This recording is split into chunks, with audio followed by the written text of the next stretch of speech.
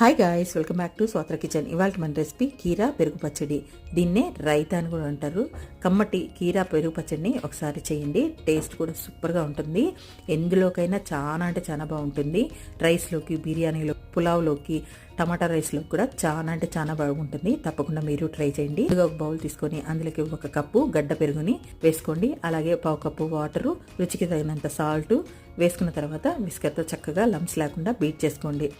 బాగా బీట్ చేసుకున్న తర్వాత ఇందులోకి కట్ చేసిన వెజిటేబుల్స్ని వేసుకోండి. టమాటా, ఆనియన్, పచ్చిమిర్చి, కీరా, సన్నగా తురిమిన క్యారెట్, కొత్తిమీర వేసుకొని బాగా కలిపేసేయండి.